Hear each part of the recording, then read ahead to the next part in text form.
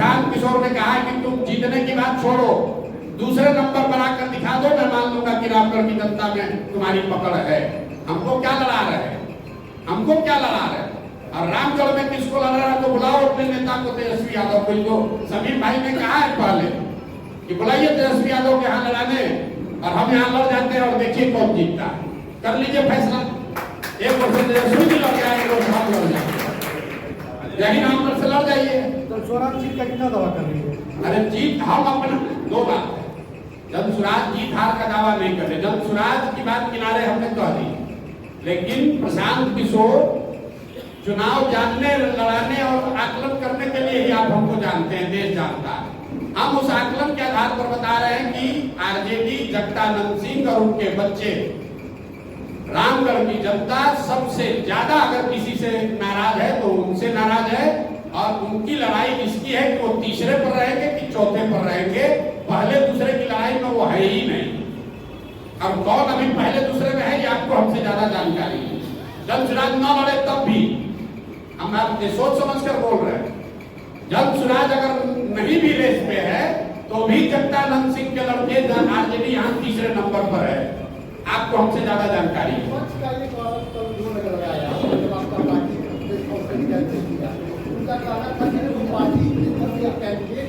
ठीक बात, बिल्कुल ठीक बात है।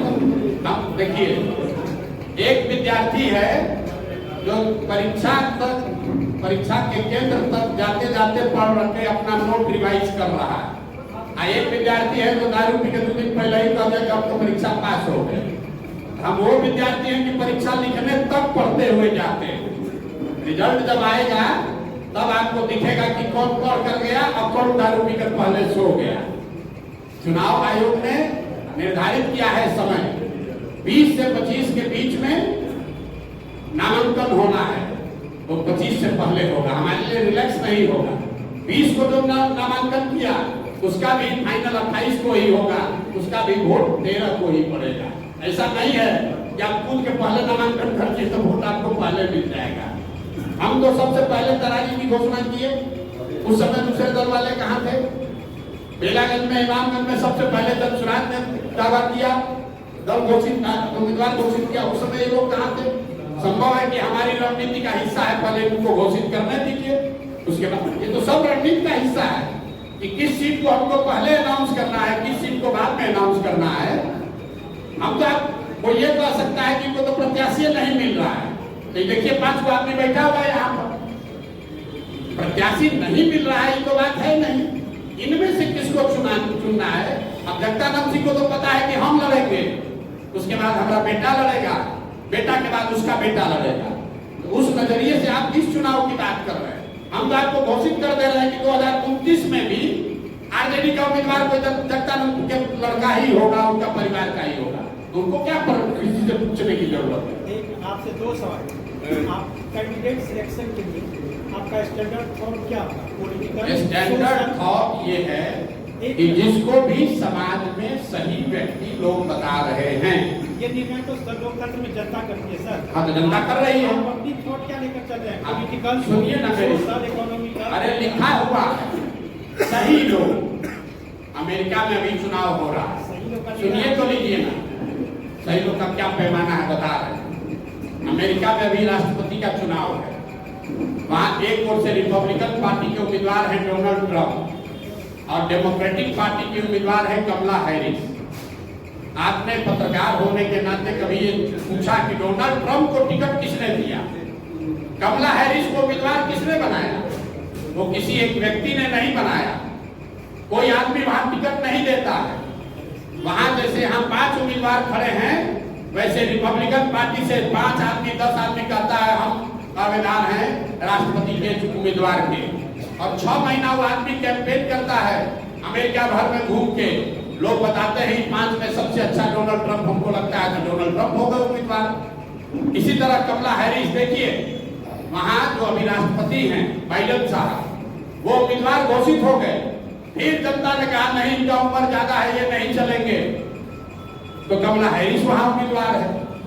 यहाँ बिहार में और रामगढ़ में तो कपौती है, हम रहेंगे, हमारा बेटा रहेगा, उसके बाद बेटा रहेगा, उसको किसी से पूछने की जरूरत क्या है? एक तो चाहे तो अगले 10 वर्ष का उम्मीदवार आप ये घोषित कर देगा। एक सवाल और सर, आपने विगत जो चुनाव लोकसभा में किया उसमें आपकी भविष्यवाणी या के साथ आपका जो आंकड़ा था वो फ्लॉप था, आपने इसको स्वीकार किया।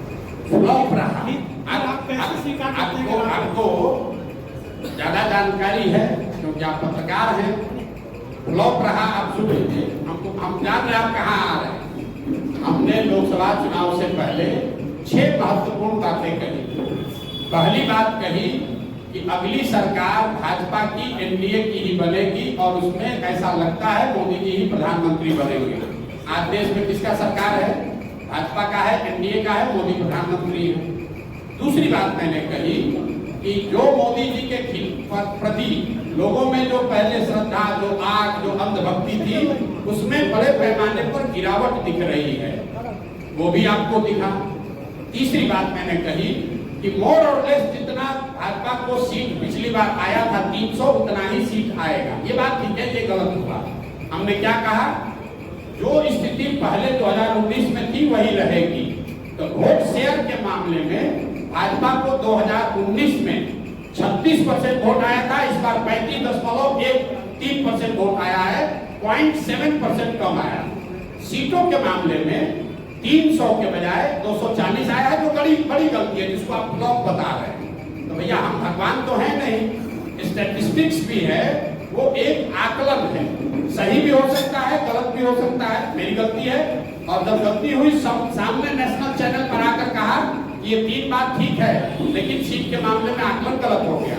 चौथी बात क्या बोली कि कोई भी कितने भी मोदी जी को सीट से जीत कर आए, 250 आए या 300 आए, तीसरे टर्म में मोदी जी अपने पहले और दूसरे टर्म के मुकाबले कमजोर प्रधानमंत्री होंगे। वो आपको दिख रहा है। हमने एक और बात कही कि भाजपा चाहे जितने सांसदों के साथ दल सरकार बनाए, तीसरे टर्म में आने वाले समय में उत्तर प्रदेश की भाजपा के नेतृत्व को लेकर भाजपा में बहुत बड़ा संकट की स्थिति बनेगी। वो भी आपको दिख रहा है। योगी जी की बात रोज आप सुन रहे हैं। तो 6 प्रेडिक्शन किए गए, उसमें 5.5 ठीक है, सीट वाला गलत है, लेकिन लोगों को तो सीट याद है, उस हिसाब से मेरी गलती है। अब एक अंतिम बात सुनिए। बंगाल में हमने कहा, पूरे देश ने कहा भाजपा को 200 सीट आएगा। प्रशांत किशोर ने कहा भाजपा को 100 से ज्यादा सीट नहीं आएगा। भाजपा को आया 77। संभव है कि भाजपा को 90 भी आ सकता था, 10 भी आ सकता था, 100 के नीचे आएगा। लेकिन हम इसलिए नहीं कह रहे कि हम अपने गलती को जस्टिफाई कर रहे हैं। लेकिन आप ये समझिए कि जो लोग देश भर के आंकड़ों को एनालाइज करके प्रेडिक्शन कर रहे हैं, इतना आसान काम नहीं है। ऊपर नीचे हो सकता है 10-20 सीट। इसके लिए अगर आपको लगता है हमारी समझ खत्म हो गई है, तो मान लीजिए कि हमारी समझ नहीं है। नहीं, देखिए तरारी में क्या है, मैं आपको बता देता हूँ। तरारी में लेफ्टिनेंट जनरल एसके सिंह, जो सेना में वाइस चीफ रहे हैं, उनके इलेक्टोरल रोल के नाम को लेकर जिला प्रशासन ने बात उठाई है। उनका ये कहना है कि इलेक्शन के कमीशन के रूल में ऐसा है कि आप बिहार के हैं, लेकिन अगर बिहार के किसी विधानसभा क्षेत्र में आप मतदाता के तौर पर रजिस्टर नहीं हैं, तो आप चुनाव नहीं लड़ सकते। ये वहाँ के अधिकारियों ने बताया। हम लोग उसको लीगली एग्जामिन करा रहे हैं। जितने हमारे साथ वकील जुड़े हुए हैं, वो लोग उस चीज को देख रहे हैं। हम लोगों ने इलेक्शन कमीशन को भी लिखा है। लेकिन मैंने बात आपको शुरुआती बताई कि देखिए कितना प्रो इनकम्बेंट है। जो लड़का करण तिवारी का देश का वाइस चीफ बना आर्मी का, जो सेना को लीड किया सियाचिन में, जो सेना को लीड किया ऑपरेशन पराक्रम में, उस आदमी को वो अपना इलेक्ट्रिसिटी बिल है, उसका जमीन है, घर है तरारी में, लेकिन एक रूल बनाकर कह रहे हैं कि नहीं, इनको चुनाव नहीं लड़ने दिया जाएगा क्योंकि तरारी के इनका वोटर लिस्ट में इनका नाम नहीं है। वोटर लिस्ट में नाम जुड़वाने के लिए फॉर्म 8 भरा गया। ये सब प्रावधान है। आप इलेक्शन अधिकारी से पूछ लीजिएगा कि आप 8A फॉर्म 8A भर के अपना नाम जुड़वा सकते हैं। नोएडा से नाम का नाम इलेक्टोरल रोल में है, वहां के डीएम ने नोटिफाइड करके जारी किया है कि यहाँ पर इलेक्टोरल रोल में ये है। जनरल साहब की पत्नी की डेथ हुई है 2020 में। उस समय तक वो बिहार के वोटर लिस्ट में थे, लेकिन पत्नी के डेथ होने के बाद वो नोएडा में रहते थे, तो उनका इलेक्टोरल रोल में नाम शिफ्ट हो गया, क्योंकि 24 में उनको वोट देना होगा। अब इसी को आधार बनाकर जिला प्रशासन या इलेक्शन के लोग उनको लड़ने से रोकना चाहते हैं, उसको देखा जाएगा। लेकिन इस तरह की चीज तो लोकतंत्र में आती ही रहेगी। आप व्यवस्था के सामने खड़े होइएगा तो जो वहाँ बालू माफिया है, जो हजारों करोड़ रुपया लूट रहा है, वो इतना आसानी से थोड़ी छोड़ेगा। लेकिन जल चुनाव के पीछे हटने वाला नहीं है। जनरल साहब वहाँ खड़े हैं, प्रशांत किशोर यहाँ नहीं लड़ रहे हैं, लेकिन प्रशांत किशोर का कोई भाई कोई सिपाही लड़ेगा और यहाँ पर राजनीतिक जमींदारी जिन लोगों का है उनका बोरिया बिस्तर समेटेंगे। उसी तरीके से तरारी से देश का इतना बड़ा जनरल बिहार का लड़का वहां से भूमि और बालू माफियाओं को उखाड़ कर फेंकेंगे।